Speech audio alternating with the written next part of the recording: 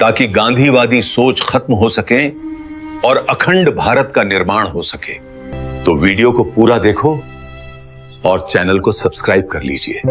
मई की तपती दोपहर थी। साल था 1910। महाराष्ट्र के पुणे जिले के एक शांत गांव बारामती में विनायक वामनराव गोडसे के घर एक किलकारी गूंजी। यह एक नवजात बालक था जिसका नाम रखा गया रामचंद्र। लेकिन इस घर में खुशी के साथ साथ एक गहरा सन्नाटा और खौफ भी पसरा था। विनायक और उनकी पत्नी लक्ष्मी के 3 बेटे पैदा होते ही काल के गाल में समा चुके थे। उनके मन में यह अंधविश्वास घर कर गया था कि उनके परिवार पर कोई शाप है जो उनके बेटों को जीवित नहीं रहने देगा। इसी डर के मारे रामचंद्र की तकदीर का फैसला एक अजीब तरीके से किया गया। उसे बेटों की तरह नहीं बल्कि एक बेटी की तरह पालने का निर्णय लिया गया। रामचंद्र की नाक छेदी गई और उसे नथ पहनाई गई। वह लड़कों के नहीं बल्कि लड़कियों के कपड़ों में बड़ा होने लगा। गांव के लोग उसे नाथूराम कहने लगे, जिसका अर्थ था वह राम जिसने नथ पहनी है। बचपन के वे शुरुआती साल जहां एक बालक अपनी मर्दानगी और पहचान को खोजता है, नाथूराम एक दोहरी पहचान की कशमकश में जी रहा था। मनोवैज्ञानिकों का मानना है कि बचपन का यह विरोधाभास अक्सर इंसान के भीतर एक गहरी हताशा या अत्यंत आक्रामक व्यक्तित्व को जन्म देता है। नाथूराम का मन किताबी पढ़ाई में कभी नहीं लगा। 1928 में जब वह 10वीं की परीक्षा में असफल हो गया तो उसने स्कूल छोड़ दिया। लेकिन वह अनपढ़ नहीं था। उसके भीतर ज्ञान की एक ऐसी भूख थी जो साधारण स्कूलों में शांत नहीं हो सकती थी। वह घंटों पुस्तकालय में बैठकर हिंदू धर्म ग्रंथों, मराठा इतिहास और वैश्विक राजनीति का अध्ययन करता था। वह वीर सावरकर की रचनाओं का दीवाना था। लेकिन सबसे दिलचस्प बात यह है कि एक समय ऐसा भी था जब नाथूराम गोडसे महात्मा गांधी का अनन्य भक्त था। 1930 के दशक में जब गांधी जी ने सविनय अवज्ञा आंदोलन का बिगुल फूंका तो नाथूराम उन हजारों युवाओं में से एक था जो बापू के एक आह्वान पर सड़कों पर उतर आए थे। वह गांधी जी की अहिंसा और सत्याग्रह की शक्ति पर विश्वास करता था। उसे लगता था कि गांधी जी ही वह मसीहा हैं जो भारत को गुलामी की बेड़ियों से मुक्त करेंगे। लेकिन वक्त का पहिया घूमा और 1932 में जब वह रत्नागिरी पहुंचा तो उसकी मुलाकात विनायक दामोदर सावरकर से हुई। सावरकर उन दिनों नजरबंद थे, लेकिन उनके विचार आग की तरह फैल रहे थे। सावरकर ने नाथूराम को एक नया चश्मा दिया। उन्होंने सिखाया कि अहिंसा कायरता का दूसरा नाम हो सकती है यदि वह राष्ट्र के हितों के खिलाफ हो। सावरकर के हिंदुत्व के सिद्धांतों ने नाथूराम के भीतर के गांधीवादी को धीरे धीरे खत्म करना शुरू कर दिया। वह राष्ट्रीय स्वयंसेवक संघ और बाद में हिंदू महासभा से जुड़ गया। अब उसे गांधी जी की प्रार्थना सभाओं में कुरान की आयतें पढ़ना खलने लगा था। उसे लगने लगा कि गांधी जी मुसलमानों को खुश करने के लिए हिंदुओं के हितों की बलि चढ़ा रहे हैं। नाथूराम ने अपने दोस्त नारायण आप्टे के साथ मिलकर अग्रणी नामक अखबार शुरू किया। इस अखबार के जरिए वह गांधी जी की नीतियों पर तीखे हमले करता था। उसके लेखों में तर्क कम और नफरत की चिंगारी ज्यादा दिखने लगी थी। वह एक कुशल वक्ता बन चुका था जो भीड़ को अपने शब्दों से सम्मोहित कर सकता था। उसके लिए अब भारत केवल एक भौगोलिक टुकड़ा नहीं बल्कि एक हिंदू राष्ट्र था जिसकी अखंडता के साथ कोई भी समझौता उसे स्वीकार नहीं था। इतिहास की विडंबना देखिए, जो हाथ कभी गांधी जी की जय जयकार के लिए उठते थे वे अब गुप्त ठिकानों पर पिस्तौल चलाने का अभ्यास कर रहे थे। नाथूराम के भीतर का वह बालक जिसे कभी नथ पहनाकर सुरक्षित रखने की कोशिश की गई थी, अब एक ऐसा रक्षक बनने का ख्वाब देख रहा था जिसे पूरी दुनिया एक हत्यारे के रूप में याद रखने वाली थी। विभाजन की आहट करीब थी और इस आहट ने नाथूराम के मन में प्रतिशोध की उस आग को प्रज्वलित कर दिया था जिसे केवल रक्त से बुझाया जा सकता था। साल 1946 की शुरुआत भारत के इतिहास में एक कालिक की तरह दर्ज होने वाली थी। हवाओं में आजादी की महक तो थी, लेकिन उसमें बारूद और इंसानी खून की गंध भी घुल चुकी थी। मोहम्मद अली जिन्ना के प्रत्यक्ष कार्यवाही दिवस के आह्वान ने कोलकाता की गलियों को श्मशान बना दिया था। नोआखली में हिंदुओं के नरसंहार की खबरें जब महाराष्ट्र पहुंची तो नाथूराम गोडसे का खून खौल उठा। वह अपने अखबार अग्रणी के दफ्तर में बैठकर उन रिपोर्टों को पढ़ता और उसकी कलम से स्याही नहीं बल्कि आग निकलने लगती। गोडसे के लिए सबसे बड़ा सदमा गांधी जी का वह बयान था जिसमें उन्होंने कहा था कि अगर मुसलमान हिंदुओं को मारना चाहते हैं तो हिंदुओं को बहादुरी से मर जाना चाहिए। गोडसे को यह अहिंसा नहीं बल्कि आत्मघाती कायरता लगी। उसे लगा कि गांधी जी की अहिंसा केवल हिंदुओं के लिए है, जबकि दूसरी तरफ कट्टरपंथ हथियारों से लैस था। यहीं से गोडसे के मन में गांधी जी के प्रति श्रद्धा पूरी तरह खत्म हो गई और उसकी जगह एक ठंडी सोची समझी नफरत ने ले ली। 14 अगस्त 1947 की आधी रात को जब दुनिया सो रही थी, भारत का भूगोल लहूलुहान हो रहा था। विभाजन की लकीर ने लाखों परिवारों को 2 हिस्सों में काट दिया। नाथूराम ने अपनी आंखों से दिल्ली के रेलवे स्टेशनों पर उन ट्रेनों को आते देखा जो इंसानी लाशों से भरी हुई थीं। शरणार्थियों के शिविरों में उसने उन मानवों की चीखें सुनी जिनके बच्चे सीमा पार छीन लिए गए थे। गोडसे के लिए अखंड भारत उसकी आत्मा थी और गांधी जी को वह उस आत्मा का हत्यारा मानने लगा, लेकिन प्रतिशोध की इस आग में घी डालने का काम किया।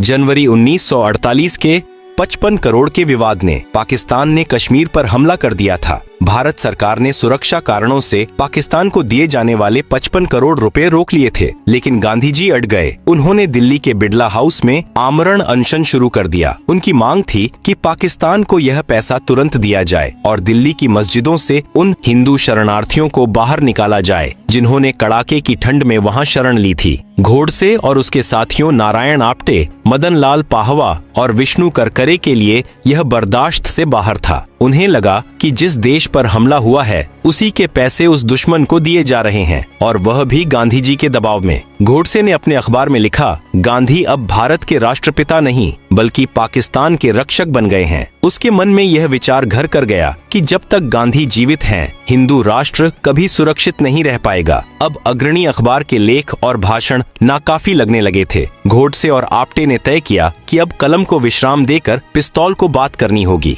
उन्होंने गुप्त मुलाकातों का सिलसिला शुरू किया। सावरकर के एक कट्टर समर्थक और ग्वालियर के डॉक्टर परचुरे से उन्होंने एक इतालवी पिस्तौल का इंतजाम किया। यह कोई भावनात्मक आवेश में लिया गया फैसला नहीं था, बल्कि एक अत्यधिक प्रशिक्षित मस्तिष्क द्वारा तैयार की गई रणनीति की तरह था। गोडसे का मानना था कि गांधी जी का वध करना उसका धर्म है। उसने खुद को अर्जुन और गांधी जी को एक ऐसे भीष्म पितामह के रूप में देखा जो गलत पक्ष की रक्षा कर रहे थे। 20 जनवरी 1948 को मदन लाल पाहवा ने बिड़ला हाउस में एक बम फोड़कर गांधी जी को डराने की कोशिश की, लेकिन हमला नाकाम रहा। मदन लाल पकड़ा गया, लेकिन गोडसे और आप्टे दिल्ली की भीड़ में गायब हो गए। वे डरे नहीं थे, बल्कि वे अपनी रणनीति को और अधिक घातक बनाने के लिए पीछे हटे थे। अब उनका लक्ष्य स्पष्ट था और समय बहुत कम। 20 जनवरी 1948 को बिड़ला हाउस में हुए बम धमाके ने पूरी दिल्ली को हिलाकर रख दिया था। मदन लाल पाहवा पुलिस की गिरफ्त में था और उसने साजिश की परतों को खोलना शुरू कर दिया था, लेकिन किस्मत का खेल देखिए, दिल्ली पुलिस उस समय उन मुख्य साजिशकर्ताओं को पकड़ने में नाकाम रही जो बिड़ला हाउस की दीवारों के साए में ही खड़े थे। नाथूराम गोडसे और नारायण आप्टे वहां से सुरक्षित निकल भागने में सफल रहे। यह असफलता गोडसे के लिए हार नहीं बल्कि एक सबक थी। उसने समझ लिया था कि बड़ी भीड़ और धमाकों से लक्ष्य हासिल नहीं होगा। अब उसे अकेला शिकारी बनना था। अगले 10 दिन गोडसे और आप्टे के लिए किसी रोमांचक कहानी से कम नहीं थे। वे पुलिस की नजरों से बचने के लिए कानपुर, बॉम्बे और पुणे के बीच चक्कर काटते रहे। अंततः वे ग्वालियर पहुंचे। ग्वालियर में उनकी मुलाकात डॉक्टर परचुरे से हुई, जिसने उन्हें वह हथियार सौंपा जो इतिहास की दिशा बदलने वाला था, एक 7 चेंबर वाली इतालवी पिस्तौल। यह पिस्तौल केवल लोहा नहीं थी, गोडसे के लिए यह न्याय का दंड थी। उसने ग्वालियर के जंगलों में सुनसान जगहों पर निशाना लगाने का अभ्यास किया। हर गोली के साथ उसके मन में गांधी जी के प्रति नफरत की दीवार और ऊंची होती जा रही थी। 29 जनवरी की शाम गोडसे और आप्टे वापस दिल्ली लौटे। वे जानते थे कि होटलों में पुलिस की तलाशी चल रही होगी, इसलिए उन्होंने एक बेहद साधारण और गुमनाम जगह चुनी, पुरानी दिल्ली रेलवे स्टेशन का प्रतीक्षा कक्ष। उस रात दिल्ली की सर्दी कड़ाके की थी, लेकिन गोडसे के भीतर प्रतिशोध की गर्मी उसे सोने नहीं दे रही थी। वह बार बार अपनी पिस्तौल को साफ करता और उसकी गोलियों को गिनता। आप्टे ने उसे समझाने की कोशिश की कि वे एक बार फिर बुर्का पहनकर हमला करें, लेकिन गोडसे ने मना कर दिया। उसने कहा, मैं कायर की तरह छिपकर नहीं बल्कि एक सिपाही की तरह उनके सामने खड़ा होकर अपना काम करूंगा। 30 जनवरी 1948 की वह ऐतिहासिक सुबह हुई। बिड़ला हाउस में महात्मा गांधी हमेशा की तरह सुबह 3:30 बजे जागे। उन्होंने प्रार्थना की, शहद और नींबू का पानी पिया और फिर अपने लेखन कार्य में जुट गए। विडंबना देखिए, जिस समय गांधी जी अहिंसा और शांति पर लेख लिख रहे थे, उसी समय पुरानी दिल्ली स्टेशन पर नाथूराम गोडसे अपनी पिस्तौल में 7 गोलियां भर रहा था। गोडसे ने उस सुबह एक फल वाले से कुछ संतरे खरीदे और उन्हें खाते हुए अपनी अगली चाल के बारे में सोचता रहा। उसके चेहरे पर कोई शिकन नहीं थी, मानो वह किसी धार्मिक अनुष्ठान पर जा रहा हो। शाम के 4 बज चुके थे। गांधी जी के कमरे में गृह मंत्री सरदार वल्लभ भाई पटेल पहुंचे थे। दोनों के बीच देश की स्थिति पर गंभीर चर्चा चल रही थी। यह बैठक इतनी लंबी खींच गई कि गांधी जी अपनी प्रार्थना सभा के लिए 10 मिनट लेट हो गए। उधर बिड़ला हाउस के गेट पर सुरक्षा का घेरा पहले से ज्यादा था, लेकिन गांधी जी ने सख्त हिदायत दे रखी थी कि उनके पास आने वाले किसी भी श्रद्धालु की तलाशी न ली जाए। अगर मुझे मरना ही है तो मैं अपने ही लोगों के बीच मरना पसंद करूंगा। ये शब्द गांधी जी ने कुछ दिन पहले ही कहे थे। शाम 5:10 पर गांधी जी अपनी चलती लाठियों यानी मनु और आभा के कंधों पर हाथ रखकर कमरे से बाहर निकले। वे प्रार्थना स्थल की ओर बढ़ रहे थे। तभी भीड़ में से एक खाकी जैकेट पहने हुए युवक निकला। उसके हाथ में संतरों का एक थैला था, लेकिन उसके भीतर मौत छिपी थी।